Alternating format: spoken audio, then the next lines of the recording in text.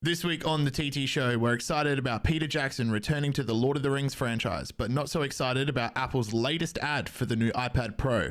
We also look at the latest GeForce RTX 5080 and 5090 rumors, AI coming to games and US intelligence agencies, Samsung's incredible new SSD, and much, much more. Let's get into it. Welcome back to the TT Show. My name is Jak Connor. I'm a hardware editor over at Tweaktown, and today I'm joined by my co-host, Kosta Andriadis, gaming hardware editor at Tweaktown. Hello, my friend. How's things? What have you been up to? I can tell you what I've been up to. Hades 2, and that's it. That's the game came out last week, Mm. and I've already clocked 25, 30 hours into it. Somehow. Oh my God. I saw a headline today when I was going through my Feedly, and I think the headline was Hades 2 proves that lightning can strike twice in the same place. I think that was it. Yeah, and I was just like, oh, that's a really good headline. And because I've played so much, my mind goes to the Zeus boons that you get where it strikes enemies with lightning, and I'm like, yeah, it can strike twice. If you go for a lightning build. I wonder if that Hades 2, yeah, it was Wired 10 hours ago. Yeah, Hades 2 proves lightning can strike twice. You can't. This is their tag for their summary. They say you can't improve upon perfection. Oh, I'm getting all these, but somehow Supergiant Games' Hades sequel does. Oh yeah, it's good. I mean, the original is one of my favorite games of all time. It's that good. I just in love with it. Everything about it. So this is just the thing is I know it's good because I haven't been addicted to a game like that for a little while, like a new release. Right. Even big games, that have come in the last year, even like Starfield or Resident Evil Remake or even Dead Space, which were all great and I played. But I every now and then, a few hours here and there, whereas this is all right, I'm going to fit a few more Hades runs in. It's all right, what time is it? Yeah, I can get another couple more runs in. Yeah, that's beautiful. I'm trying to remember the last game that made me do that. I mean, I'm kind of doing that right now with Elden Ring because I wrapped up No Rest for the Wicked. Well, I got to the end, and then the end turned into a grind. I don't know if you got that far in it. I didn't get that far, no. Okay. Do you want me to tell you what it turns into without revealing the story? Yeah, okay. Go ahead. Okay. So it turns into you get to the end of the main quest, and essentially you're pitted against a room that gets progressively harder, and because health is such a vital resource, health food I should say, is a vital resource. The more attempts you have at this room, you just chew through all your food, so you have to go out basically if you die, grinding to get resources. 100%. And on top of that, and if you do go back to it, do not sell your the embers that you pick up. I can't remember exactly what they're called, but I think they're soul embers. But they're used as currency to get into this room. So not only do you have to use your food resources and other resource crafting and all of that, but you also have to go find these tokens or embers or whatever they're called. So it turns into a bit of a grind, and I just gave up. I'm like, this kind of sucks that the end of the game for me to get to I don't even know what happens after I complete this room, which is Hades 2 is a little bit different because Supergiant has been working on it for 3 years since the first Hades. And so even though that one was an early access game that evolved over early access, this one they're only expecting early access to go until the end of the year mostly, because it actually already has more content than the first game. It's got the only thing content wise that it's missing is an additional weapon, because there's a space for it that hasn't appeared, and one additional zone. But it has pretty much the full game, all the bosses, all the boons and stuff like that. And also there's just going to be balance changes and maybe a few tweaks, but the core of the game is basically all here already. Okay. Wow. So it's kind of like No Rest for the Wicked. Yeah, well, no, I mean, it kind of feels like it's basically more polished. It feels like a polished game that is pretty much just using the early access period to make the final adjustments to like to make balance changes without That's how it dropping into should be, 1.0 really. first. You know what I mean? Like a game like, because it's the sort of game like an RPG, like a Diablo or Path of Exile 2 when that comes out. Yeah, Like yeah. it's the Dungeon sort of game crawler. that really shouldn't launch as like a 1.0 release. They need to because they're all games that are But it's entirely these sort of loot games- based. yeah, that's right. They change. yeah. Like, a year later they have these, Yeah. like, even already like Diablo 4's new season started and it's called Loot Reborn because it changes the loot system completely. Yeah. Like it changes all the crafting, it changes all the loot. So it's like a completely different game now. It's the sort of thing that, that you need all that feedback to fine tune all that stuff. 100%, especially for that type of game. Speaking of other things that we love so dearly, I'm gonna go straight into the new Lord of the Rings movie, and I don't know if you watch on YouTube, you can see, but I have a lot of Lord of the Rings stuff. I am a self-proclaimed Tolkien scholar, not official, only rumored. No, I've read all of the main stuff from Tolkien, from the Silmarillion, Unfinished Tales, Children of Hurin, all of the first stage stuff. I've read the Lord of the Rings multiple times, The Hobbit like 3 or 4 times. I'm just finishing the Silmarillion again. So these stories are very, very close to me. So anything that comes out of Tolkien's estate, because the rights for this stuff is so messy. Like Amazon owns the rights to the distribution of the appendices of the Lord of the Rings, but then Warner Bros owns like the production. It's an absolute nightmare. I don't know how any of it gets done. However, I think it was last year. Yeah, Warner Bros announced that they're working on 3 new Lord of the Rings movies, and it was last week, late last week. I think it might have been Sunday. Warner Bros. Discovery did their earnings call and announced the title for the first Lord of the Rings movie, which is set to hit theaters in 2026. That movie is going to be called Lord of the Rings: The Hunt for Gollum. And according to Variety, it will be directed by Andy Serkis, which I'm very happy about.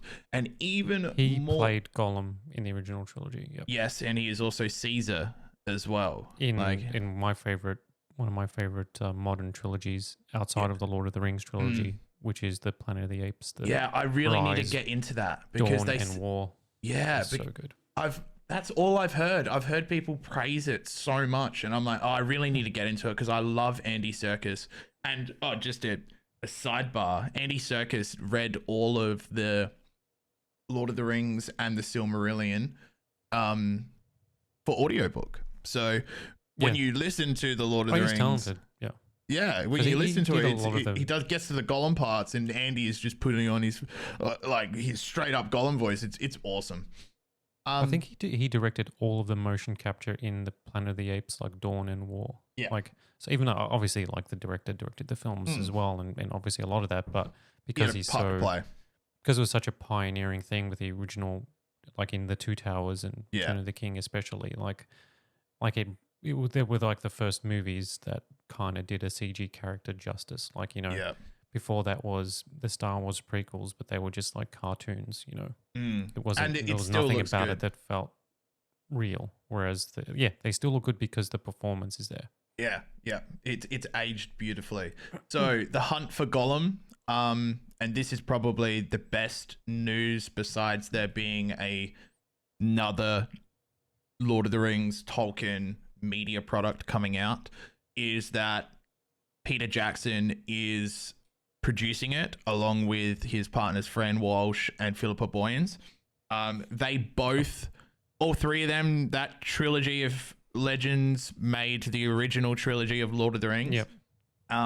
They're producing the movie, and Peter Jackson is apparently going to be, quote, involved every step of the way, according to Warner Bros. Discovery CEO. That's awesome. So I feel like he's going to have his eyes on every single frame of the new movie. And Andy Serkis and him, I'm imagining are just going to be working together. to recapture the magic of the first three. At the moment, it's currently in early stages of script development. You know what's cool about this is, like, you know, when, like, there's just like yeah, go on. little factoid or whatever. Like, usually when there's like you know, a franchise that comes back 20 years later or 30 years later, you look at like The Matrix had like a fourth movie like 15 years later. Indiana Jones, like, you know, here's Indiana Jones like 30 years later, right? Yeah. So all these actors are just like way older. And they look older, and, you know, they digitally make them look younger and stuff like that. Whereas I hate that. because Gollum is a purely motion capture performance, is that there's going to be none of that because, because like it's, you know, it's the same actor. Like, even though Andy Serkis is now 20 years older, it's not going to factor into the actual character. That's exactly right. And that was a big issue with the Hobbit movies and Legolas looking older, but then being CG'd down to look younger to fit in terms of the canonical timeline, even though Legolas is like 2,000 years old and is like they're ageless creatures, elves. So this is absolutely incredible news for Lord of the Rings fans. And if you're wondering what this movie is going to be about, did you want to take a guess? Besides obviously hunting for Gollum, like, where do you think they're going to put this in the timeline? And I'll tell you if you're right or not. Because I actually don't know. I'm guessing it's going to be before Fellowship, as in, I don't know who's hunting him though, because I really don't know. Yeah, so you're right. It's before Fellowship and after, or slightly after, or at the same time as the events of The Hobbit. So if you remember, this is my prediction for how they're going to start off the movie, and it's kind of like I don't know if homage is the right word, but what Peter Jackson did at the end of the Hobbit trilogy, where it kind of started with the Fellowship of the Ring. It started with like Bilbo's perspective from inside Bag End, and then Gandalf knocking on the door. Yep. Do you remember that? Okay. Well, I know, because I was going to play devil's advocate and say that I love the Lord of the Rings trilogy, but I dislike the Hobbit trilogy. So do I. Yeah. So I only watched the first movie. Good. And no, I thought the first movie was average. And then I started watching the second one, and I turned it off. And I'm like, it's downhill skiing from the first one. It gets worse. The Battle of Five Armies is legitimately a bad movie. Don't get me started on it. Anyway, my prediction is it's hard now because you haven't seen it. So have you read The Hobbit? Well, yeah, when I was very, very young. Yeah, so. okay. So are you familiar with like the riddles in the dark scene? Yeah, okay. Yeah, that's iconic. Yeah, after that, Bilbo like jumps over. He's gonna kill Gollum in the caves, but then he pities him and jumps over him and knocks him down. And he's wearing the ring, so he's invisible. And Gollum goes mad inside of the caves. That's right. And then leaves the caves and goes down to the city of Dale, which is like it's the city that is just before Erebor, like the big mountain with the dwarves. He leaves and figures out what Bilbo's name is, like Shire Baggins from the Fellowship of the Ring. And then he actually gets called back to Mordor. Sauron like puts out a call for all evil beings to come to him. Like he reveals himself, or whatever. Yeah. Gollum gets pulled there, captured by Sauron, and that's the scene you see in the Fellowship of the Ring where Gandalf is explaining to Frodo, he was captured and they got two words out of him: Shire Baggins. And then he gets told that information is then told to the Black Riders that are then sent to the Shire. Yeah. And then Gandalf reveals to Frodo, like, because I think Frodo says he was killed or whatever. It's like, no, he was set loose. He escaped or set loose. So Sauron lets him go again. Gandalf tasks Aragorn with finding Gollum after he's found out that he's been set loose from Mordor. Because Gandalf thinks, well, Gollum's got to have information. Or my bad, you're gonna have to bleep that out, Reese. He's gonna have to have information about where the ring is, and because he knows that Gollum is gonna go find it because he's so possessed with the ring. Yeah. So that's what this movie will be about. It'll be about Gandalf telling Aragorn to go and find Gollum, and he does, and they travel together for like 900 miles, and Aragorn says, it is, I think the quote in the book was like, this is he was the worst traveling companion because he had to drag him with rope and stuff like that. But because that is going to be the timeline of on the story that they're going to tell, Aragorn finding Gollum and then traveling with him, it also gives the opportunity for Ian McKellen to come back as Gandalf, because Gandalf tasks Aragorn with finding Gollum. I don't know if we'll get an old Viggo Mortensen, the actor from The Lord of the Rings, but I don't know. I really don't. I think he looks too old now, and he can't look older than he does in the trilogy. Recast it. They could recast it. Yeah. He looks too... You can't look older than you do in the trilogy. Ian McKellen can get away. Like, Gandalf, he's already old. Yeah, and he's got the beard. But yeah, I'm very excited for this. I think it's going to slot... If they do it well, it'll slot perfectly in the timeline. Now, a few things that are devil's advocate against my own... because I think this is going to be great. But I also think there is major problems with the movie, such as there's no stakes. I was about to say, what are the stakes? Like, None. This is my problem. Like, the prequel problem is a prequel problem because, like, for example, like if you, like, you know, like Star Wars, whatever, like, you know, if you have a prequel, if you know what the outcome is, like, the stakes don't feel as big. You know what I mean? Of course. Especially when you're dealing with the world is ending, and the world is ending. Yeah, the galaxy is at destroyed. Yeah, and it's like this and that. And it's like, well, okay. So then, if there's a battle before that, like, it doesn't feel as consequential. Yes, you know what I mean? 100%. Any sort of battle, which was a problem with The Hobbit as well, because the pacing was a little bit too laborious and stretched out. Is that it just felt like there wasn't really any momentum. I completely agree with that.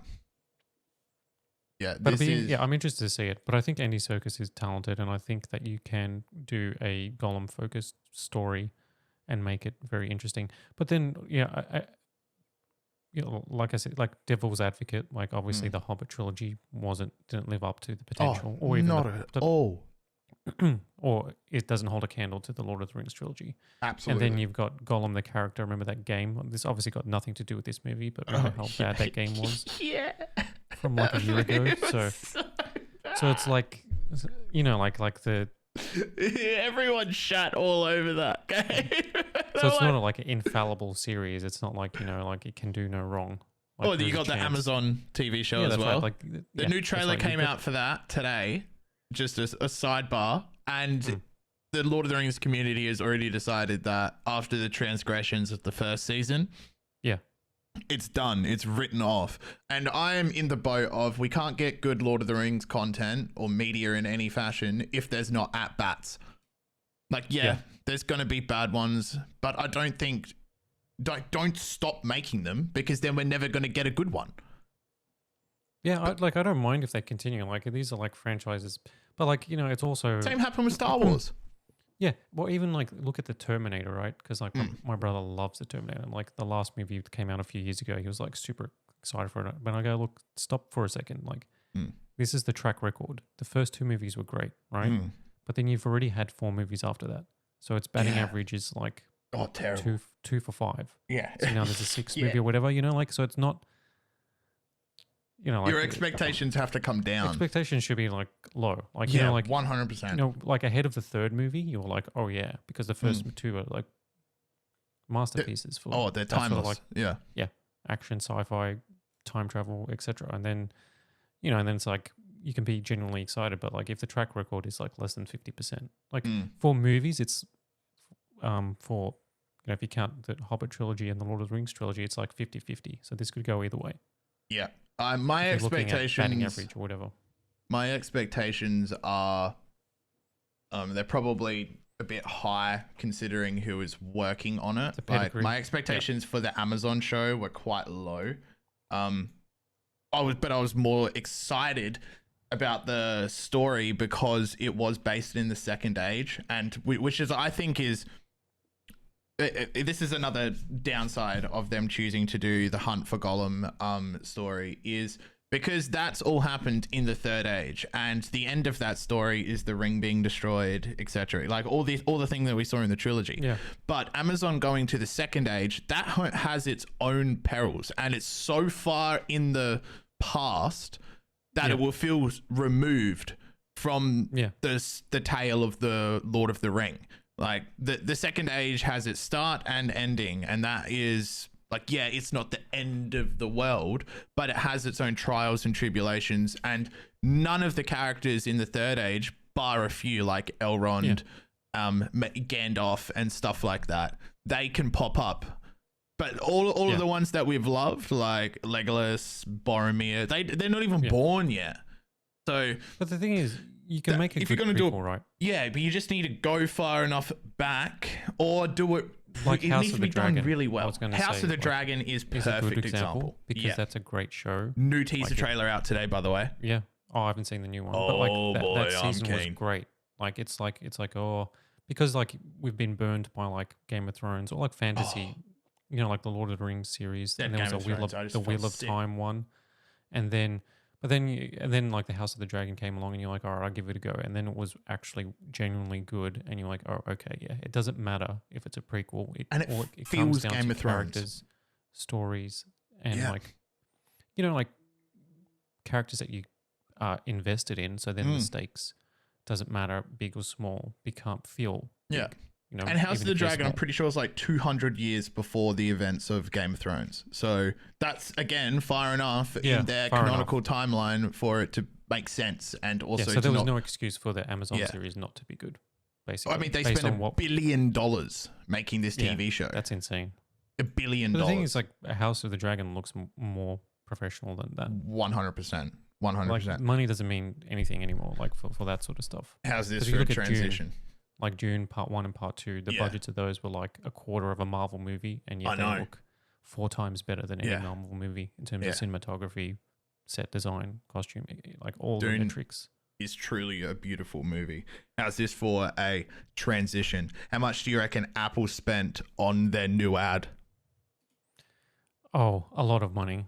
So I saw this tweet. I saw all the X post from Tim Cook. Like pretty much most people just saw the post, and it's like, oh, okay, you know, it was just like standard speak. He basically said, the thinnest product we've ever created, classic, most advanced display, and you know, it's an impressive device. And you know, capped off with, just imagine all the things it'll be used to create, and it was just like a marketing post. And then you watch the ad for the iPad Pro, and you're like, okay. And initially I thought it was CG, because what do you mean? You basically got a hydraulic press or one of those giant crushing press machine things, and in the middle is basically a collection of some of the coolest vintage retro musical hardware that you can think of, in terms of like guitars, synthesizers, computers, record players, paint, all this, and some like just throwaway junk in there as well, in terms of like, you know, squishy things, so they could do that little shot of like a face being crushed, or like, you know, those squishy toys being crushed. But so like the ad started, and I'm like, okay, look at all this cool stuff, because it gives you like shots of all this cool gear, and then it all begins to be crushed. And it's almost like heartbreaking. And I was like, wait, so this isn't fake, it's real?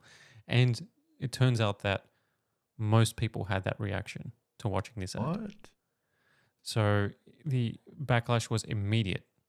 It's funny, like there was like celebrities that came out as well, like Hugh Grant, like posted, because the destruction of the human experience courtesy of Silicon Valley. But the sentiment was the same, is that you're taking all these wonderful pieces of gear and like tools that have been used to create genuine art, and have literally destroyed crushing them to show how thin the new iPad Pro is. And not only that, but that it's like you can do like everything that you could make with this, you can do in this now in this little sleek, thin piece of tech, which is not entirely true. Like, you're sure, like, you can do anything digitally now, but like that's not the goal. Isn't to destroy or replace everything with like this tool. Like, especially now when like there's a huge community of people that love this gear. And then apparently in Japan, Japan, how there's almost like a reverence for tools and craftsmanship. Like, if you make tea, then you treat the kettle and the cups with the utmost respect, and it's an art form to do something as simple as that. So that extends to, like, the gardens, where it's like a rake, the perfect lines, things like that, and so in Japan, like, the ad was immediately seen as like an affront to humanity almost. Wow. It's like, because like to destroy like carelessly destroy like a guitar or like a piano, like an old Steinberg piano, grand piano, like 1600s, whatever. Like, to destroy an actual vintage piece of gear like that's like tantamount to like pornography, or like, or something that just like they don't want to see. So was it? They felt like it was an attack on their culture, on just culture in general. Wow, or artistic expression. Exactly, and But it's cool that we got that 5 mil thick iPad. Yeah. Yeah, no, that's... And the good, at least for Apple, is that it was a good thing that Tim Cook tested the ad, like, or like posted about it first, because the backlash was so immediate, and a super fast social media response, that their VP of marketing had to come out and say and apologize for it. And say that we missed the mark with this video and that we're sorry. That's really funny. That they are apologizing for an ad. Oh my god. Well, how do you feel about this? Do you think this is just I don't know. Is it just because it's Apple that this is offensive in quotation marks, or do you think this would be insensitive from any other company that was producing a productivity or creative device? It's a bit of both, but it's also like the modern era that we're in, where everything is being scrutinized from these sort of companies, because apparently LG had a similar ad, or like my brother showed me, like, sorry, there's background noise. No, you're probably right, man. Go on. Go on. Apologies to the listeners. It'll be over shortly. It'll be brief.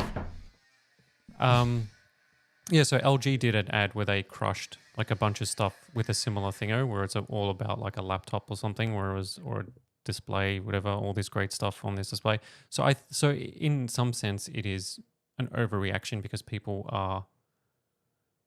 we're getting outraged over what is essentially not a major thing in the grand scheme of things, if you know what I mean. Like, it's not, top of the list of people's problems is Apple deciding to spend like 50 grand buying all this cool gear and then crushing it for an ad, or whatever the case is. But it shows that they kind of were like that. It's tone deaf, and Apple is, but also as well, like, Apple is known for creating iconic ads. So like, the 1984 Macintosh ad, which was from 1984, was like the sci-fi novel 1984 dystopian future, and the Macintosh was here to break free the chains of like old school ugly hardware and computing and turn it into art. I remember it. Well, I wasn't alive for it, but I've done my fair share of research into Mr. Steve Jobs after Aaron Sorkin's movie, which is one of my all-time favorite movies of all time. All-time favorite movies of all time. I don't know if you could tell, but I love that movie. Make It Say Hello is one of my favorite scenes as well, like favorite openings to a movie. But I remember seeing that from, I think it was like a YouTube video or something, and it's just like robots just kind of like Star Wars, where they're coming out of the line, and it's like, we're going to save the world from old school computing, introducing the Mac. And I'm like, wow. Yeah, it was really cool. I think it was showing at the Super Bowl, wasn't it? Yeah, I can't remember, but well, it was like one of those ads that kind of like transformed like marketing. Because like marketing is like can be an art form. Like obviously at the end of the Definitely. day, you're selling products, but there's a difference between like like a good ad versus a bad ad, and like there are like ads where directed by like film directors, and so you're getting like really cool artistic expression through the capitalism and marketing and all this sort of stuff that is generally viewed down upon. But there's a difference between a good ad and a bad ad, and the fact that Apple is like considered one of the companies that makes brilliant ads. Um, yeah, so then people were just immediately saying this is the opposite of that iconic Macintosh ad or the 1984 ad, and it's basically them becoming the soulless capitalist thing that that iconic ad was fighting against. Yeah, making a comparison between those two, that's interesting, isn't it? Now they're crushing their competition literally into an iPad. And the 1984 sentiment was, we're going to save you from the other hardware out there in the world. Yeah, I don't know. Yeah, that's right. To me, the this sentiment was doesn't... completely off. It's like, why would you destroy this all this cool stuff? And they've basically come out and they've pulled the ad from like this was going to be playing in like cinemas. So like if there was no backlash, you'd probably go see the new Planet of the Apes movie like this weekend or next weekend, and you would have seen the ad in the US. You would have started to see the ad in the US on TV or even on like wherever else. Like you would have started to see it, and that was like Tim Cook was just like basically presenting it, like debuting it on social media, and turns out that that's the end of it. At least he didn't delete it. I think the tweet's still up. The tweet's you can't still up, delete so you it. can watch it. You have to be. You can't delete it, right? Like you have to own it. No, you go if you're posting and if you're Apple and you're any figure of kind of prominence, you post something that people don't like, I think it's worse if you delete it. I'll read some of like the top comments on it. On the X post, Kieran Ritchie wrote, "The symbolism of indiscriminately crushing beautiful creative tools is an interesting choice." Another top comment, "I'm not sure wanton destruction of all the good and beautiful things in this world was the vibe you were looking for. You destroyed all the creative tools and efforts for humans. Worst commercial ever." I felt sad. This ad made me sad. Yeah. So it's I don't like obviously this went through the entire Apple marketing division. Oh yeah. Obviously there must have been some dissent, but 40 not people enough. approved this, Costa, before it went live. I like this comment. "Maybe for the next Apple Watch Pro, you should crush sports equipment, show a robot running faster than a man, and then turn to the camera and say, 'God is dead and we have killed him.'" That has almost 1 million views. People like that. I don't know. This doesn't really do that much for me in terms of I find it offensive. I definitely agree that it's tone deaf, and maybe, I mean, I'm not that much of an artist besides writing, or you know what I mean? Like I can't play the guitar. I mean, what upsets me most is like but like right at the start it destroys the what is that, Pac-Man? Yeah, I don't like that. Like a vintage arcade machine. Like I don't like that, Costa. I was going to use this I've changed analogy side. I then. really don't like it. I'm commenting on this. Let's say we get a Nintendo Switch 2 reveal, right? And there's an ad for it. And Nintendo's ad for the Nintendo Switch 2 shows an original Donkey Kong arcade machine from 1980 or 70s, or wherever it first came out. The original Nintendo Entertainment System from the 80s. Yeah. The Super Nintendo from the 90s, and the Nintendo 64, GameCube, Wii, etc., like all lined up, and they just blow them up, and then they show you the new Switch 2. And like, but what if it's backwards compatible? Vintage games, pristine retro collection of all this classic Nintendo hardware, and then they just blew it up for the ad, and like to show it all being destroyed into pieces, and then dust settles, and then you see the Switch 2. And then it comes up in text, fully backwards compatible. Don't worry about your old consoles. Do you want to see all that Nintendo history just destroyed? No, like, but you got to pay respect to the past. It's a provocative ad. I get it. and But I the thing like is, it though, because it's provocative. Yeah. I don't. You I like it would because, never destroy. right, I get it. I. So you want to I'm here see for him the push those popcorn. buttons. Yeah, definitely. Like, it would be really bizarre if I don't think Nintendo has ever broken any form of their console on camera at all. But it would be crazy to see them do that, and that's what I would be there for. I'd be like, oh my god, I can't believe it. For the same reason I don't really. Yeah, maybe I'm tone deaf. I don't know. Maybe. You don't want to be on the wrong side of history for this one. Yeah. Let's transition into the GPU corner. Yes, GPU corner, because every week we talk about GPU stuff, so we thought we'd consolidate it into one nice little section. Yep.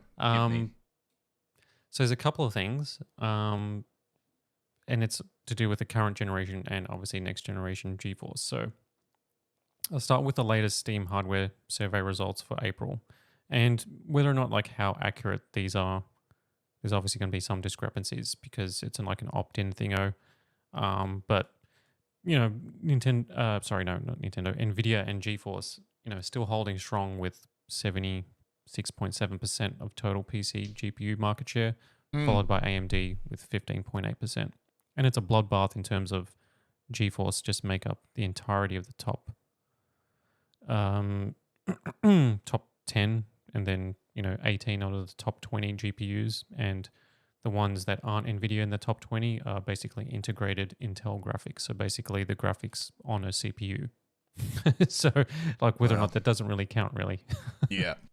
But it paints a picture that as we're heading into the next generation, so AMD's RDNA 4 is due later this year based on rumors.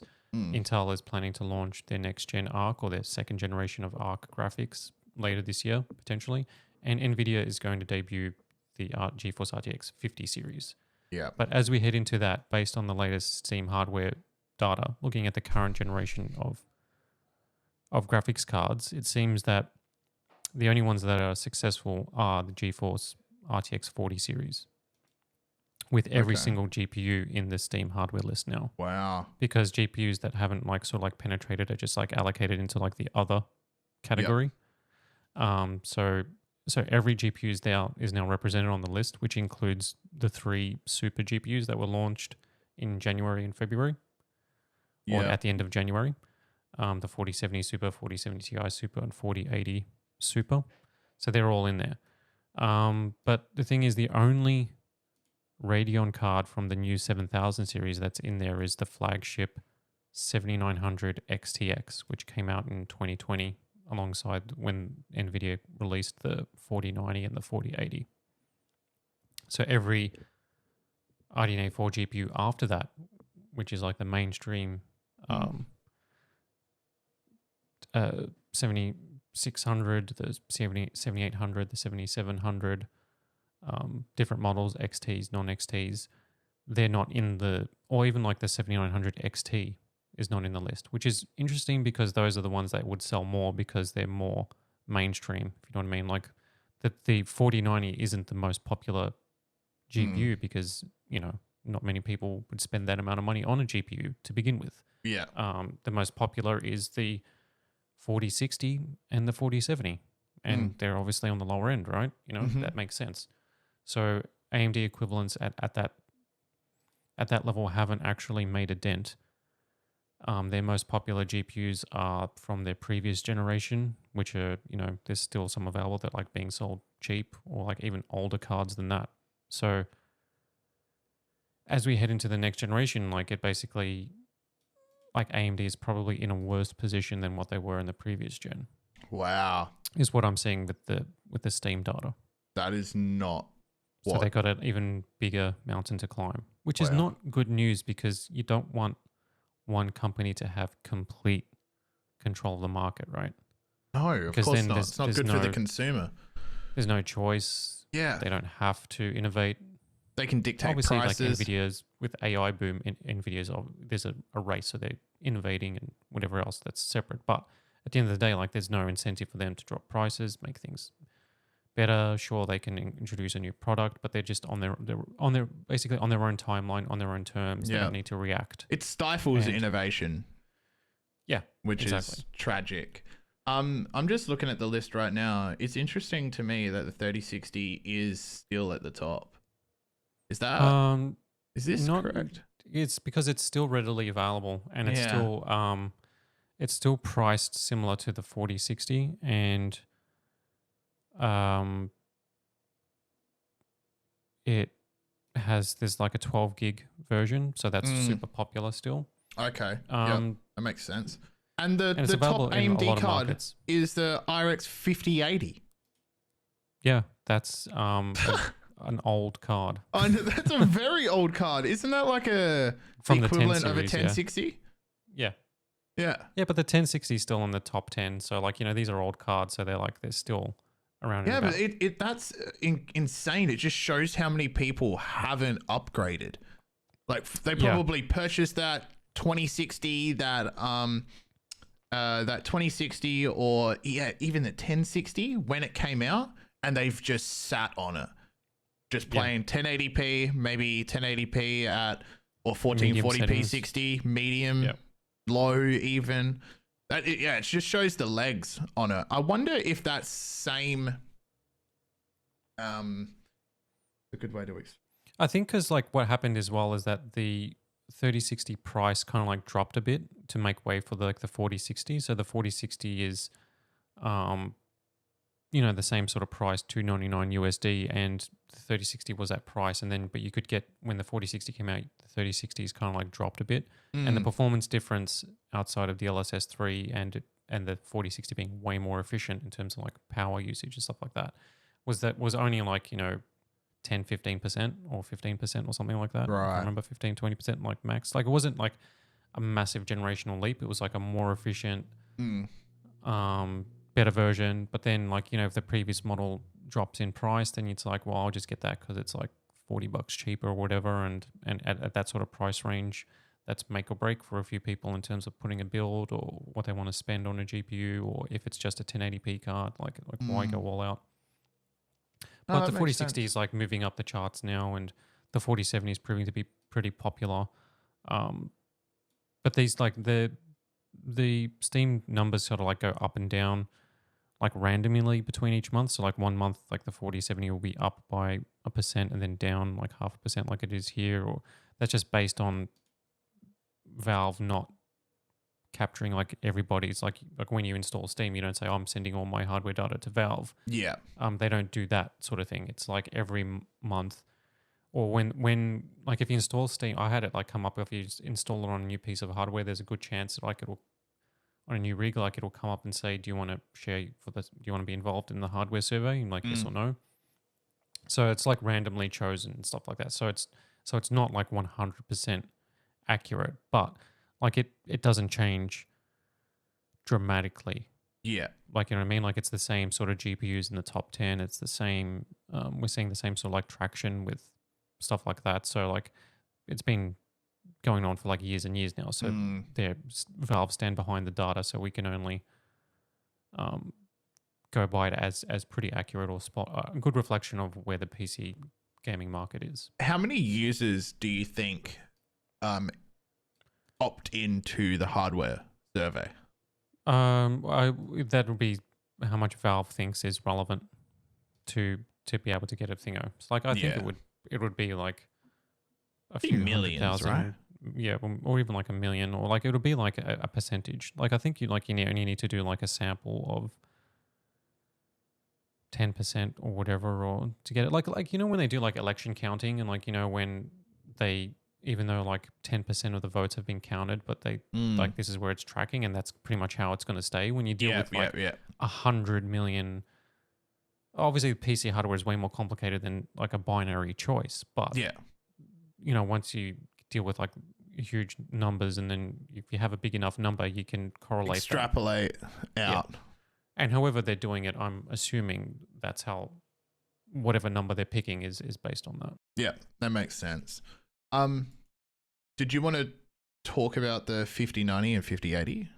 Yeah, so this is where, very quickly, the latest rumors with NVIDIA's next gen series is that the 5090 and the 5080 are going to be released within weeks of each other, which is not exactly groundbreaking news because that's exactly what happened with the 4090 and 4080, and that's what happened with the 3090 and 3080. NVIDIA starts with the flagship pair of GPUs. They're usually released at the same time or within a month of each other.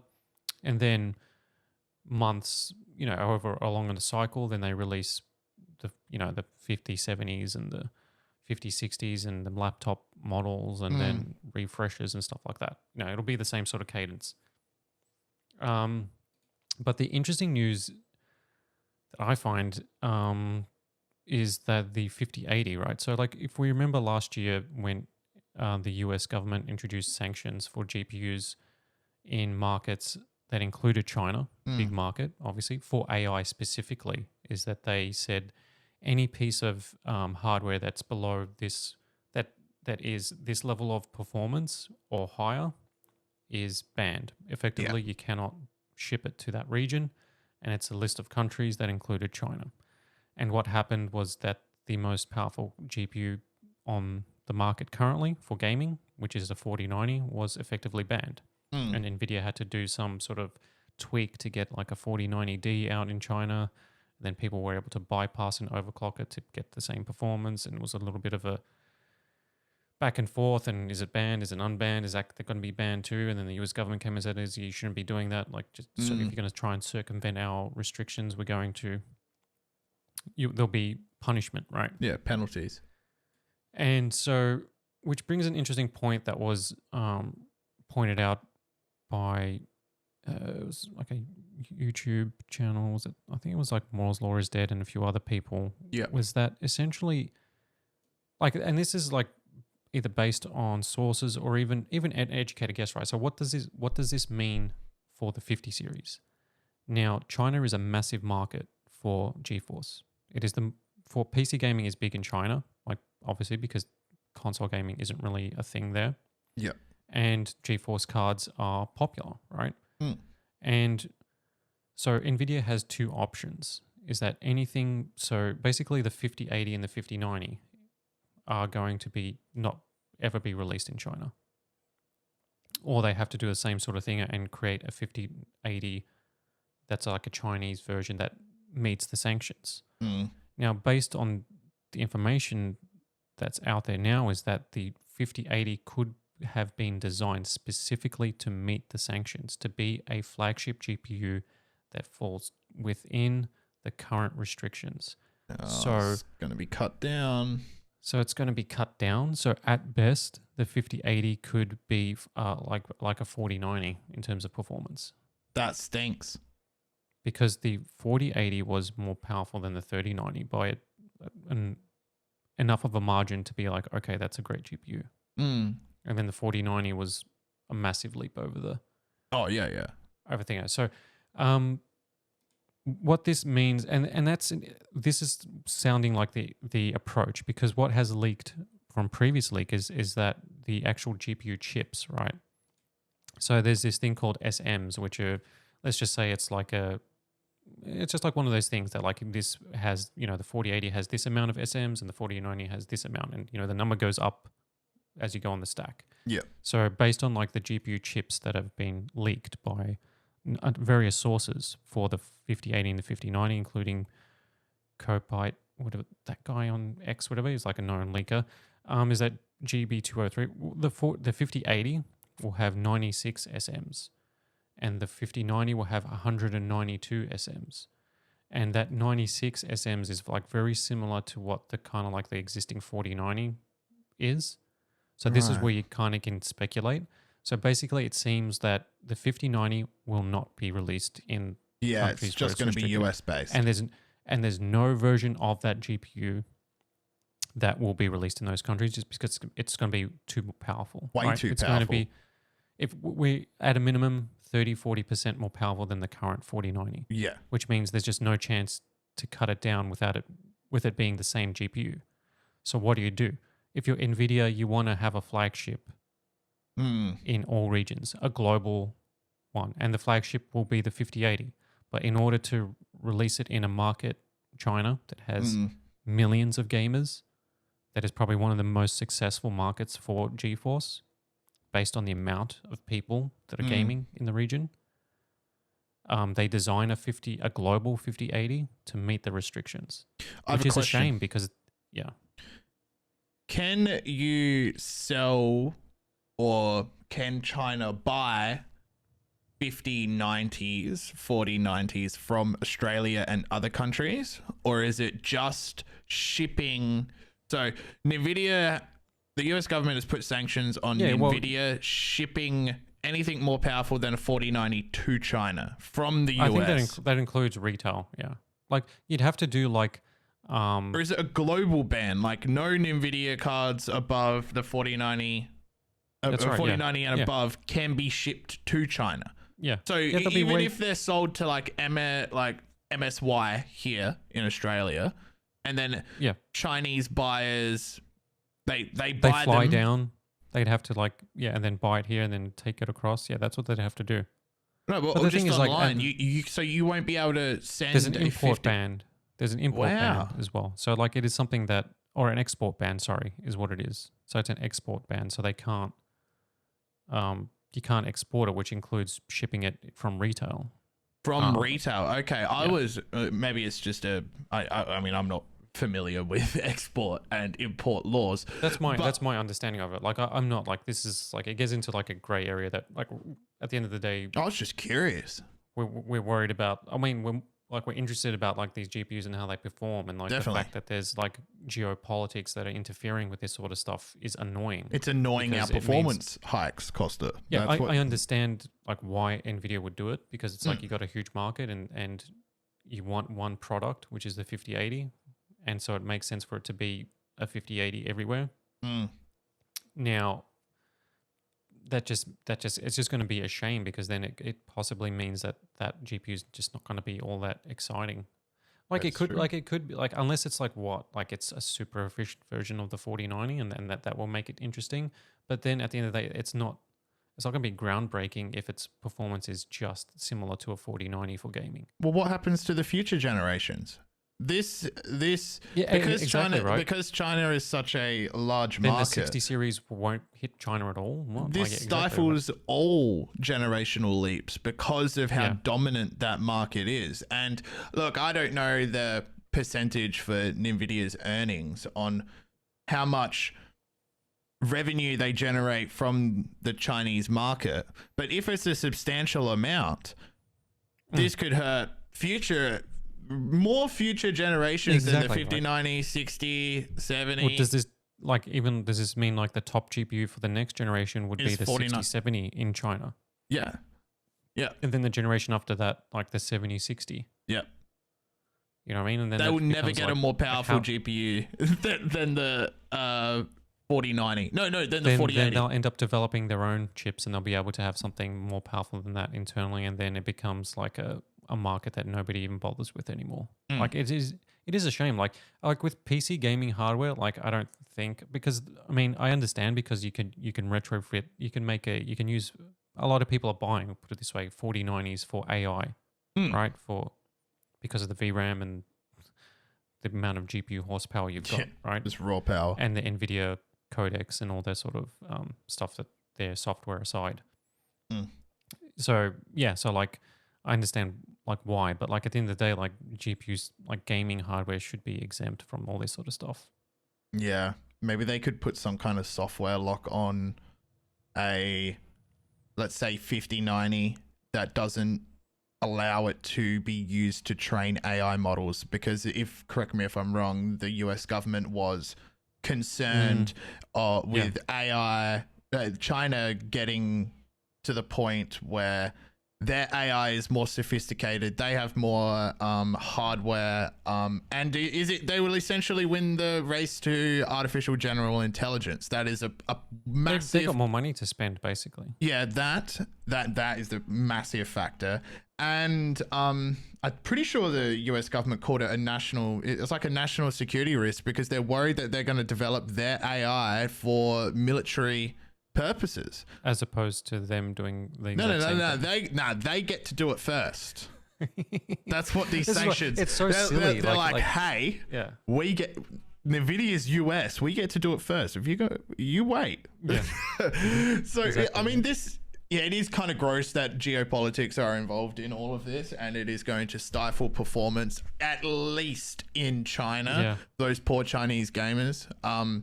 Shout out to the homies. But at the end of the day, devil's advocate, it could, if let's say AMD doesn't release a game-changing GPU, because we know doesn't have a it's not flagship. gonna. If it's not going to shake up the mid-range market with something that's super affordable but as powerful as almost as powerful as their current flagship, super efficient, half the price, something that is a game changer. If AMD don't do that, then a cut down 5080, because as we were saying when we started this section, was essentially that NVIDIA is kind of able to dictate the terms of how the GPU PC gaming market will evolve almost. So then they could then release a 5080 that is as powerful as a 4090, and then it replaces the 4090 at its current super expensive, unaffordable price point. And then they release a 5090 that's even more expensive because there's no competition, and they can keep the status quo with every product stack underneath that and not have to drop prices and maintain their profit margins. This whole thing is a headache, dude. Smart business practice, but terrible for gamers. This is terrible all around. Yeah. It's confusing. It's going to reverse the performance order stack only in China. So there's going to be cards floating around on second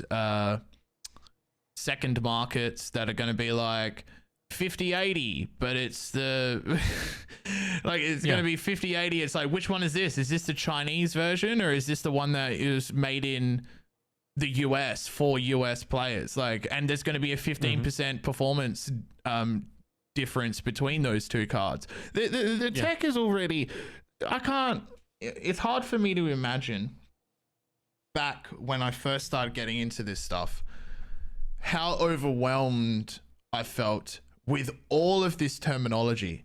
And that's why it's so confusing. It's so unnecessarily confusing. Now that I already have a lot of knowledge in this stuff, I can now sit back and go, we don't need to be calling them these things.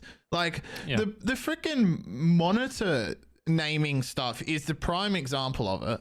That is just gross, what they do with monitors. They could make it friendlier. They could make it easier for a consumer, someone like my girlfriend who has no idea about, she knows what 4K is, she knows what 1080p is. Yeah, but then it's do I get the MSI MAG 27526QX52 or do I get the 2722? What? And there's a huge difference between those two. Yeah. There's a massive difference. I think Apple did it right. If it's pros, professionals, or you just have the standard MacBook. Or MacBook Air, it's lighter. But just it's gross. I mean, one final thing is that if this is true, and it could very well turn out to be the case that the 5080 has been designed to meet sanctions, then what would have been the 5080 if there were no restrictions in place will be released as the 5080 Ti or 5080 Super for the Western market only. And then it's NVIDIA get to maintain at least some sense of consistency with saying that there is one 5080 and there's one 5080 Ti or Super or whatever it is. So it's just disappointing. It seems that if both these GPUs are coming out this year, then there's going to be a big disparity performance-wise between the 5090 and the 5080. Yeah. And we'll just have to wait and see. All right, let's go to a palate cleanser. Let's play our new game that we can't remember what the name of is. Yeah. So what placeholder name do you want to put in this for now? True or false? I don't know. That's pretty generic. We'll just explain the rules. This is a bit of we're going to do this every episode. It's a bit of fun. Jak is going to give 3 headlines, read them out, and I don't know what these headlines are in advance. Yeah. And then I will guess which one is an actual story. Yep. Okay. So three out of these headlines, 4 of these headlines are fake. You got to detect which 4. one is. Yeah, I got Turned it 4. into 4. I got 4. Okay, so you Okay. made it even 25%. Okay. Yep. Even 25%. Okay, so I'm gonna just paste one in here. Actually, I'll just I'll copy and paste it into the doc. So you can if you're listening to this, head on to the YouTube, go down to the description, click on the Google Doc, and then you'll see the headlines. Well, read it out as you paste them. Yeah, I will. So the first is Nintendo announces internet-wide content ban for all of its IP. The second, Apple announces new M4 chip can beat top-of-the-line Intel CPUs. See, both of those could be true. I see what you're doing. Third one, Microsoft announces Master Chief is coming to Super Smash Bros. Ultimate. And the last headline is Sun launches blast that's the biggest of this solar cycle. Which one is fake? Oh, which one is real? Sorry. Do you want to go through all of them? I would say like it's either between the Apple or the Sun one, because I don't know what a Sun blast really is going to do. Like it's got to do what it even does. So I'll say the Apple one. The Apple one is the real one? Is the real headline. Wrong. Guess again. It's the Sun one. It is the Sun one. That is the real news. Yes, the Sun launches blast. That's the biggest of this solar cycle. So that's like a solar flare. Yes, that is correct. It's exactly right. That is a solar flare. It was the biggest of this solar cycle, and a solar cycle is an 11-year period that the sun goes through. Isn't like a solar flare like a big one, kind of like an end of everything scenario? It can be. If it's big enough. If it gets big enough. If it gets big enough, it's a supernova. Oh, right. That's the entire sun exploding. It's a cool name for an electronic music festival, but not for a environmental disaster. Yeah, that is true. That is true. Now that is a bit of fun. Maybe we'll get. I could get 2 or 3 of these sets of 4 headlines, and we can go through, so it's a bit longer as well. Yeah. But yeah, fun. That is fun. But Nintendo announcing an internet-wide content ban for all its IP is funny because that could be true. I know. I had a lot of fun writing these. I was like, oh, imagine if I could write this headline for real. Like Nintendo coming out and being like, no one can post any of our IP anywhere. It's so up the lane of what Nintendo already does. I was smiling when I was writing that, and then I thought, I'm like, no, I've got to rein it back a bit, because I think that one's a bit too obvious. The new M4 chips can beat Intel's top of the line. I'm like, maybe he would know that one, and then I did bait you with that one because that seemed real. But you didn't. Master Chief coming to Super Smash Bros. Ultimate. Like, I think I would have heard of that because I kind of follow Xbox news. So right. I think like that's an area that Okay, because I was in 2 minds. I'm like, I know that he's big into Xbox stuff. But I thought that I just assumed that Smash Brothers Ultimate development's over. Like they're not adding any more characters. That was what I was thinking. That you so caught that news, and I'm like, maybe he knows that Super Smash Bros. Isn't being worked on. Ultimate isn't being worked on anymore. But yeah, just a bit of fun. Let's move on to the next story here. EA, the world of AI. Yeah, bit of an AI corner. Yeah, AI corner. I'll start with the EA one, and you can do the government one. Go ahead. Yeah, so EA's Andrew Wilson, CEO, is obviously the kings of marketing speak. Mm-hmm. So this is like stuff from like a recent financial earnings call, I believe, where basically EA, as per my headline, is going all in on generative AI, and it's going to train AI models on 40 years of EA game data. think we called this a few episodes ago or like multiple episodes ago when we're talking about AI being implemented in the gaming space. That's right. And EA CEO is basically saying that, EA's developers and studios, and, whether or not he's speaking for individual coders and stuff like and artists, who knows. But like he's saying that there's a real hunger for generative AI. But like, there is an example that he's used. So like EA Sports FC, which is the successor to FIFA, is one of EA's most popular games, one of the most popular games in the world, right? FIFA or EA Sports FC sells millions globally every single year. Yep. And it's a real depiction of soccer or football. But basically they're using AI for that game, and like they managed to decrease like the amount of time it takes to generate like a stadium in that game from 6 months to 6 weeks using AI.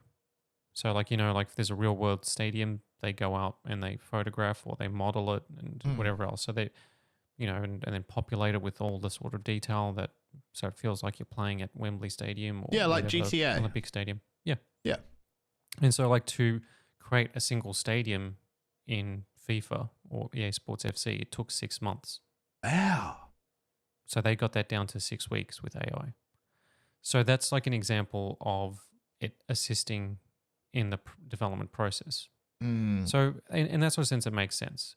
But, but EA's plan, and they kind of like based on it, they've got a 3 to 5 year plan for AI, generative AI. A roadmap. And they want to use it for storytelling, for building worlds, but also train it on every single EA game. So it'll use everything from the original SimCity to Battlefield, every Battlefield game, every Madden game, every FIFA game, every Battle for Middle Earth. Yeah, exactly. The Star Wars Jedi Fallen Is it Order, Red Alert? Jedi Survivor, Star Wars Jedi series, the whatever EA has developed. Isn't Red Command Alert? and Conquer. Am I saying that right? Red Alert, the RTS. Red Alert. Is that the RTS? Is that EA? I'm not sure if that's EA. Oh I don't know. I'm just naming Red Alert. RTSs Yeah, that's now. Right, yeah. Command and Conquer. That's right. Yeah. Red Alert. Yeah, Command and Conquer. I was saying the DLC or something, or it could be Command and Conquer 3. Is it? I don't know how I blanked on that one, but that one's like, I loved that game back in the day. And so Wilson said that there is a real hunger amongst our developers to get to this as quickly as possible. The holy grail for us is to build bigger, more innovative, more creative, more fun games more quickly, so that we can entertain more people around the world on a global basis at a faster rate. Now, there is, this could go either way, right? EA being EA, they don't actually have the greatest track record amongst gamers for microtransactions and live service models and annual releases that hurt. Ask for more money. Like, you could do a FIFA game every 2 years and just update the rosters every year. You know what I mean? 100%. You don't have to buy a new game every year just to get the new players on the same team. Yeah. Right? Madness. But game development is taking so much longer now. Like, obviously, there are smash hits every single year. But you look at some of the recent reporting on Tweaktown from Derek and others is that Sony's in a situation where they're looking to make more money in any way that they can. Development's taking longer for all their big games, so everything's a risk. Microsoft is closing studios. Microsoft is is trying to look at how to have keep the business going in the traditional sense. A AAA game took 3 years 2 decades ago to make, and now it takes like 6 or 7 or 8 years. Like it's like hundreds of millions of dollars more, and it costs the same price. So if you sell 10 million copies now versus 10 million copies 15 years ago, the profit margin, it's the gaming industry is in a weird position. So like if the goal is to use AI to assist to make these games, like even like a huge GTA game, like a lot quicker. And we've discussed in the past to actually to take that cycle down from 7 years back down to 3 for a big game. You know what I mean? Like if there's going to be a new Fallout, we don't want to wait 10 years for it. No, of But at course the not. same time, we don't want it to be AI generated trash either. So Exactly. like, I just thought there's a middle ground. Yeah, I completely agree with everything that you just said. And I think to summarize it would be, I want AI to be used to build the world, but I don't want AI to be used to fill it. If you know what I mean by that. I know what you mean. Like I want AI to build the foundations of the house and all the walls and stuff like that. Get that up as soon as possible, and then let me come in and decorate. Like if you know what I mean. That's what I want the game, because obviously, like you said, I don't want to wait 10 years for, I don't know, Elder Scrolls 7 or whatever. Like I wanted Elder Scrolls 6. Yeah, but like it could 4 be as years simple ago. as this, right? Like imagine GTA 6, right? And there's a suburb in Vice City. And this suburb has you know how suburbs are, like they're very, like if you're in a neighborhood, it all pretty much looks similar. And you go down like one street, and let's say like their artists have concept arted, 3D modeled, and done all this sort of stuff like for like 3 or 4 blocks. But there's like 16 blocks in this neighborhood that you can drive around. So the AI is trained on those 3 blocks. It's trained on past games, and then it generates what the rest of that area will look like. And then the artists go in and they do touch-ups. And then what would have taken 8 months took 4 months, because they're still going out and touching up things up, but not building everything from scratch. If you know what I mean? Like if it's that's why like the stadium analogy, at least EA used that, or he used that as an example, because it's like, okay, I think so that's an isolated example, though. That's but that's like a case of that. But like we don't want the AI to say to write the main quest line, you know what I mean? Or The Witcher 4, or we don't want like I write this quest, AI writes this quest, and then we back and forth. And I also don't want it to a big thing for me in my open world games, and it was something that I noticed quite quickly in Starfield, was all the NPCs were the exact same height, and they felt like carbon copies of each other. I don't want AI to turn its generation into just making thousands of the same NPC, let's say 10 different NPCs, all with just different randomized features. Like, because that will make the world, for especially like an open world randomization. game, it'll make it feel hollow.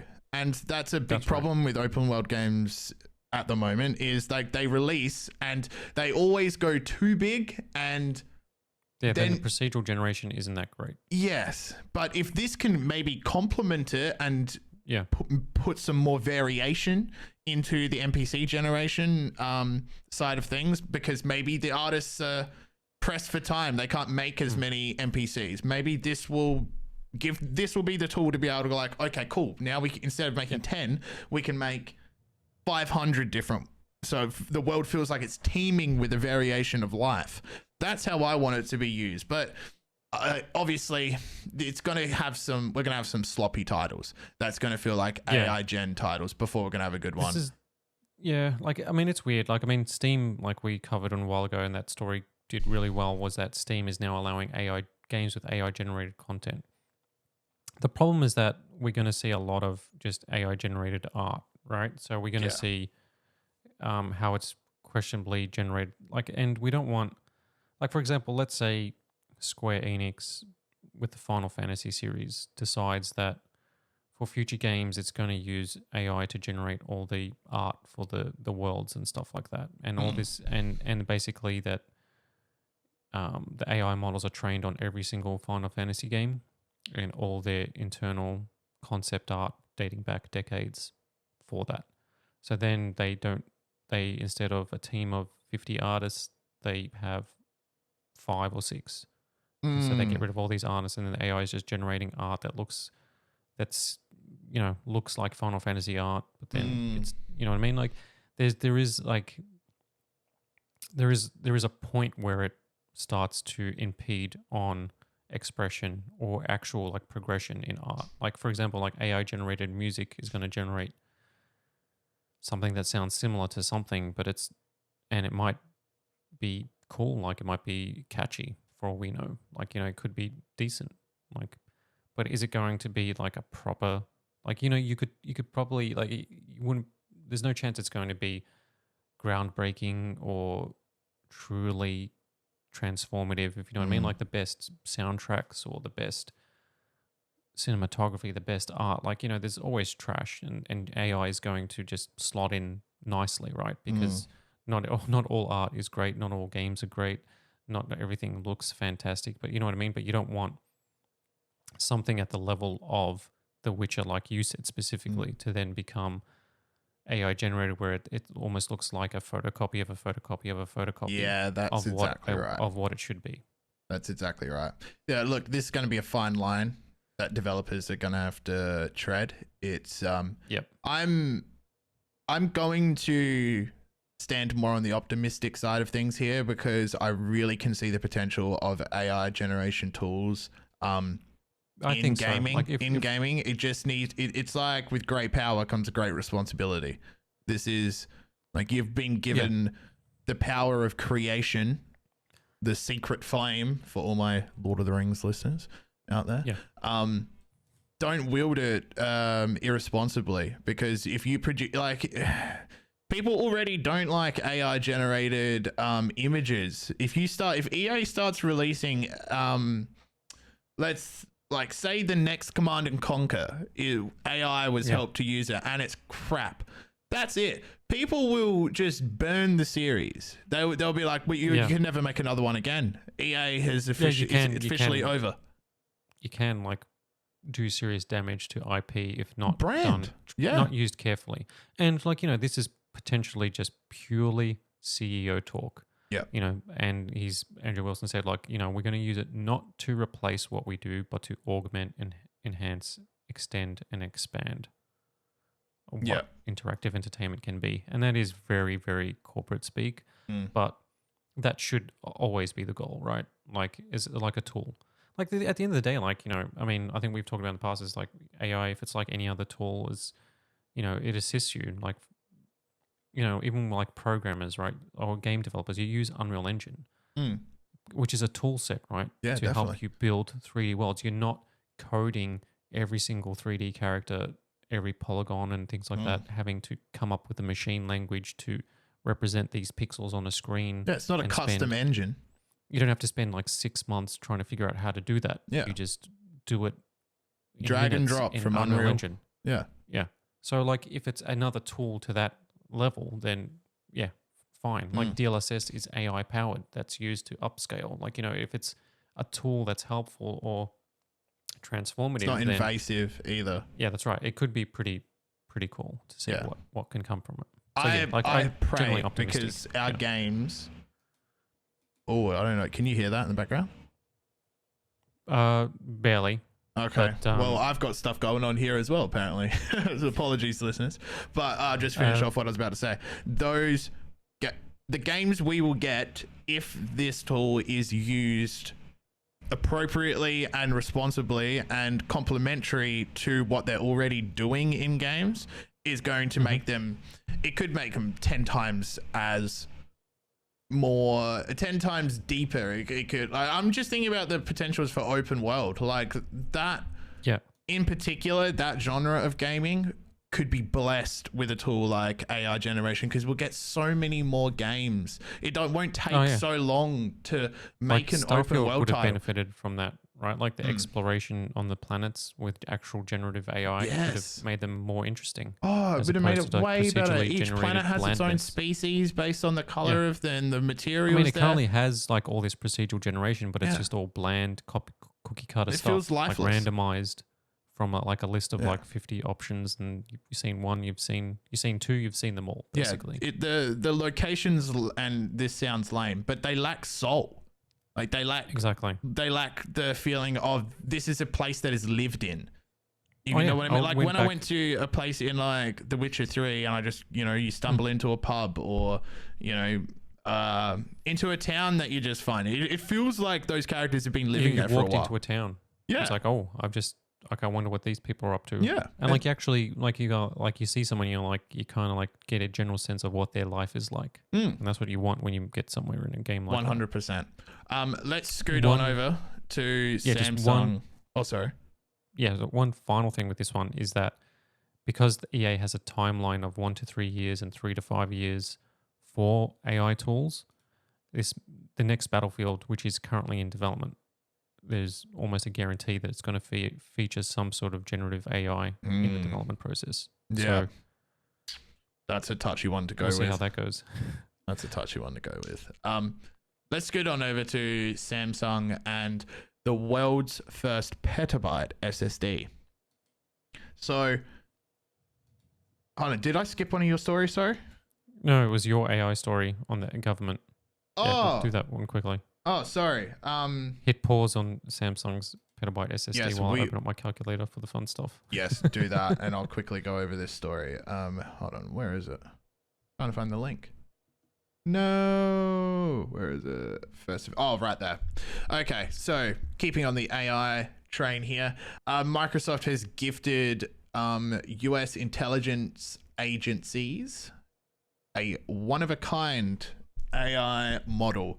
Now, why do US intelligence agencies want an advanced AI model? Well, it's kind of like what we were talking about earlier, where with the China and the GPU and the sanctions, the US imposed sanctions onto China because they're worried they're going to develop a extremely competent AI model that is based or designed to perform military tasks. So obviously the US intelligence agencies want their own version of that. And they've asked Microsoft, which gave $10 billion to OpenAI. OpenAI is essentially an arm of Microsoft right now, to create them one. However, this one had certain stipulations, completely local, not connected to the internet whatsoever. Right. Which is different from every other AI model that we know of right now. All of the GPTs, everyone's prompts that are going into Copilot, all of that is being used to fed straight back into the into a AI server. model. And there's latency. Yeah. So like if this is like local, then I'm wondering what hardware it's using. I have no idea. That is a very good question. But it's completely divorced from the internet, this model. I don't think there is even a name for it. It's probably some secret version of ChatGPT that probably, yeah, some more advanced version that already has AGI that they've been sitting on for a couple of years now. Yep, yeah, and, probably. It's been sitting in a room disconnected from everything, and it's so powerful and so scary. So, you walk into the room, it's like How from 2001. It's like hello, and you're like, hello, Kosta. What is it? I'm afraid I can't do that. Yeah. Oh, do that again. I'm afraid I can't do that, Dave. Yeah, that is. I love that movie, dude. That's so good. But when you walk into the room, it's like an ambient sound. There's no direct. You're like, I don't know where it's coming from. It's like, hello. Yeah. He's everywhere. He's omnipotent. So this AI model going to the Pentagon in particular is designed to contain top secret information. That is why it is offline. So there is no way for, at least according to reports, no way to hack into this AI model. And it is going to be used to siphon through top secret information. Essentially like I'm imagining like a directory or a Rolodex, but a bit more interactive with a chat box that... Go on. There's no way that this is going to be used for anything that isn't sketchy. No, that's why they built it, I think. Sketchy means dodgy, which also means not good things. But what is interesting is all AI models, at least on the public facing side of things, they hallucinate, and hallucinations, for those that don't know, mean errors. That's just that's a fun way the developers are like, hey, it's not wrong. It's hallucinating. That's wrong. Right. It's an error. You've just changed the name.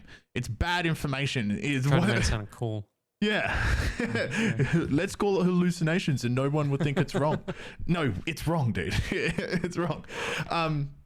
So the Pentagon are going to be using an AI model that, if it's anything close to GPT-4, GPT-4o, which was the one that was recently announced this week, that I need to write my story on, it's still capable of having hallucinations. Now, I don't know what the Pentagon is going to be particularly using this AI model for, but Yeah, good there things. is Advancing humanity. that is it. I'm sure that's at the top of their list, Costa. Uh,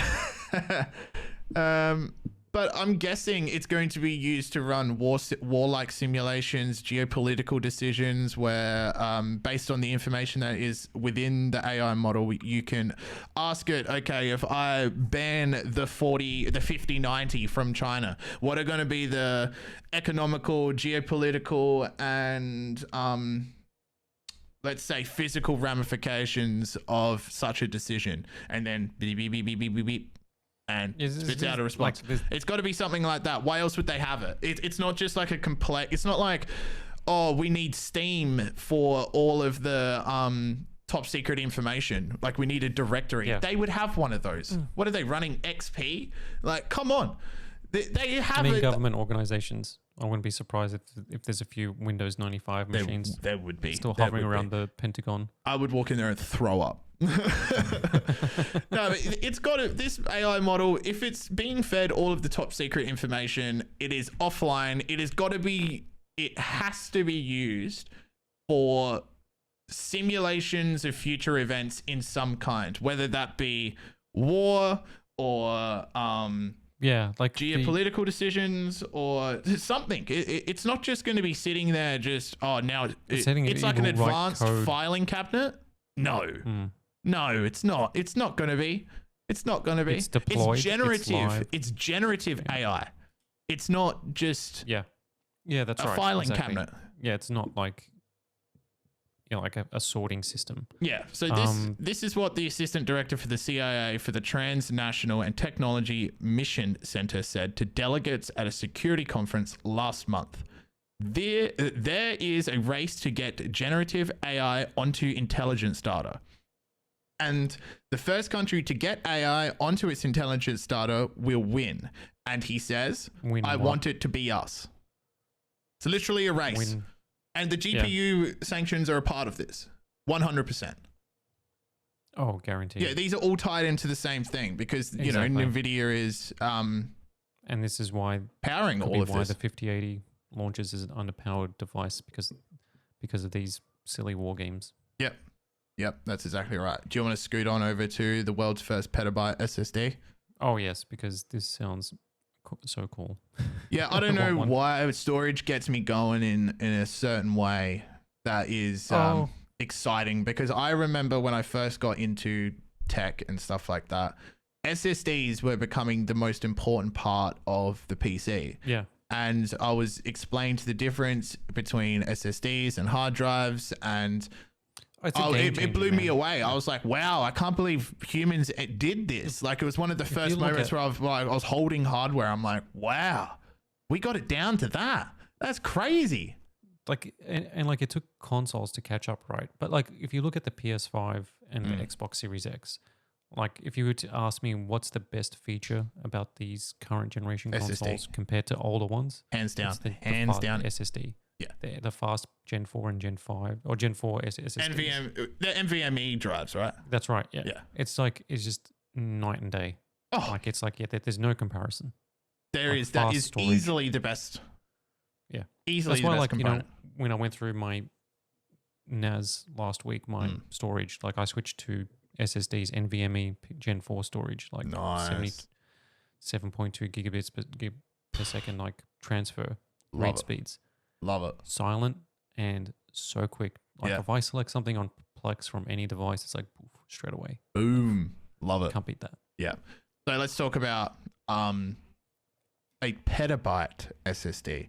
Now, I'm not sure exactly what the largest SSD, single SSD is at the moment. If you just want to Google that while I go over this story. It's not going to be... Isn't it 2 terabytes? No, 8 because Sabrent has a 100 terabyte, I think. 100 terabytes? Yeah, is the largest SSD on the market. That's as of... What flash is that using? Let's go largest SSD as of January of this year an Exa drive, which is obviously enterprise only. So this is like for a data center. SSD solid state drive 100 terabytes, and it retails for $40,000. Jesus Christ! Oh my god! It is $400 per terabyte. Wow. Okay. That is crazy. But now, for those that don't know, a petabyte is 1,000 terabytes, and 1 terabyte is 1,000 gigabytes. So, yeah, 1 petabyte is 1 million gigabytes. 1 million. Yes, that is exactly right. That is, it's crazy. So now reports are coming out from Samsung Electronics, who said early last year, that they're approximately 10 years-ish away from creating the first single petabyte SSD. But now new research has come out that may reduce that timeline down significantly. Samsung is currently preparing to release its 9th gen VNAND flash that features 290 layers stacked, a new global benchmark. But the manufacturer, Samsung Electronics, has announced that its 10th gen NAND flash will feature 430 layers stacking. Now, the quest is to achieve 1,000 terabyte or 1 petabyte SSD. I'm not sure how many stacked layers that will be. Is it 1,000? Is it 1-to-1? I'm not sure. Yeah, it's always like when it comes to like layers. This is getting deeper. That's when I get confused, because like I understand what flash memory is and how it's like 3D stacking allows for more capacity and stuff like that. Faster transfer speeds. Yeah, and then you got the VNAND, 430 layer stacking. Yeah, like it comes down to all that sort of stuff. So 1,000 layer experimental. Yeah, it's insane. But yeah, so basically they just managed to, like, because the thing is that these things are tiny, right? So they're getting more capacity on these like storage devices is so complex, which is why like a 2 terabyte drive costs more than 2 1 terabyte drives usually, and then a 4 terabyte drive costs more than 2 terabyte drives, and like an 8 terabyte NVMe costs, way more, because it's just like the technology and the amount of layers and the smaller, and just because the size you're of the ramming more into change. The same footprint. Yep, exactly. So getting like a petabyte is absolutely bananas. Insane. However, there might be something that allows us to get a petabyte on a single SSD, and it comes from Gilwick Kim, a PhD student at the Department of Electrical Engineering at the Korea Advanced Institute of Science and Technology. He's set to present an analysis on Hafnia ferroelectrics and how ferroelectric properties could lead to smaller and more efficient capacitors / memory. Now, this work has been co-authored by Samsung Electronics, but it isn't detailed how they are involved in the study. But here is how it works. Well, this is quite in-depth here, so prepare. We experimentally demonstrate a remarkable performance improvement boosted by the interaction of charge trapping and ferroelectric switching effects in metal band engineered gate interlayer channel FE channel interlayer. And then it goes into FETs. Yeah, it's too much it's going over my head, but this new ferroelectrics, Hafnia ferroelectrics, may reduce the time it takes for us to get to this a is petabyte. Why PhDs mean something, right? Yeah. Like an engineering PhD, especially at this sort of level, is worth its weight in gold. It's worth its weight in ferroelectric power. Here's what I took away. Exactly right. This is what I took away. This work proves that Hafnia FE ferroelectrics can play a key enabler in extending the technology development of 3D VNAND, which is currently approaching a state of stagnation. There we go. Right. Yep. So this is helping. this is helping. And it does indicate that Samsung is looking for different ways to progress through research and development. 3D NAND flash stacking. It is. I can't wait until there's a petabyte SSD. I think it's going to be awesome. You know what would happen if you install a Samsung 1 PTB SSD in your PC, gaming PC? What that means in terms of data? What? It means 20,000 games you could install. Wow.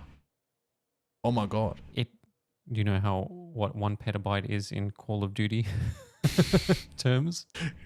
Go on. And I did the calculation, and the answer is pretty hilarious. Go on. You could fit 6,666.666 copies of Call of Duty on this drive, which I don't know. Maybe this proves that Call of Duty is evil. Yeah, maybe. Or you could, like, if we're looking at modern lossless compression technologies, you could fit 100,000 4K movies.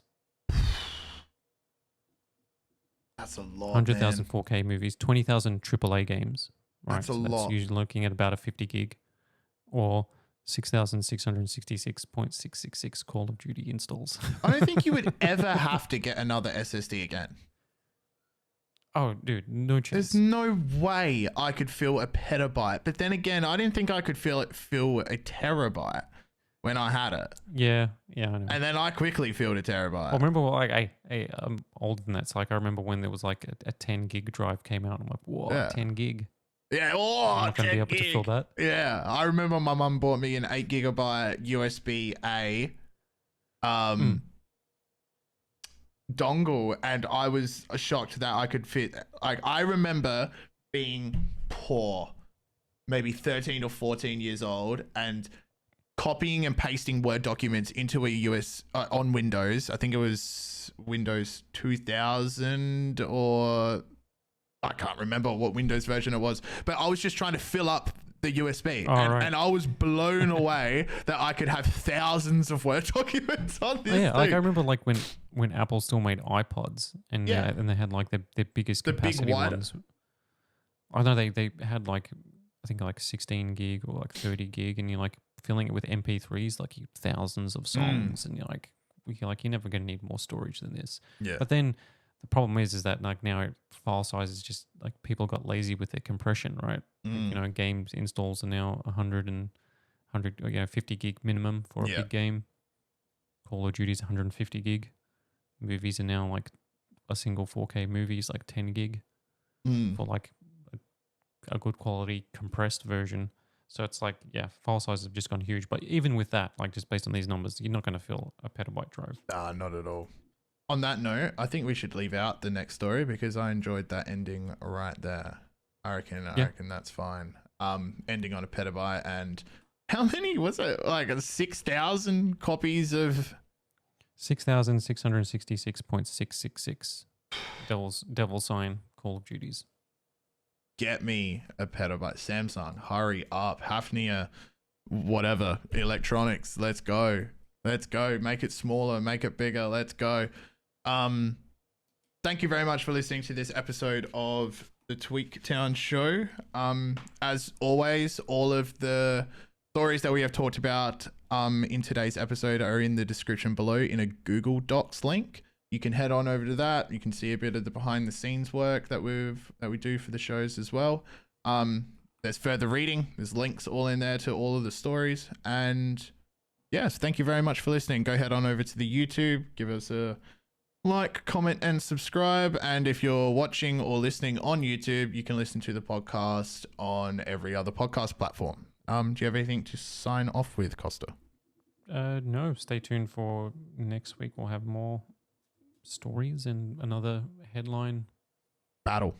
Yeah. We need to remember the name, dude. We need to remember the name. We had such a good name for this segment. I know. I'm gonna have to like come up with it because it has to have a good name. All right. Yeah, I know. We need it. We need a catchy name. Anyway, thank you very much for listening, guys. Catch you in the next one. Peace. Cool. Thanks.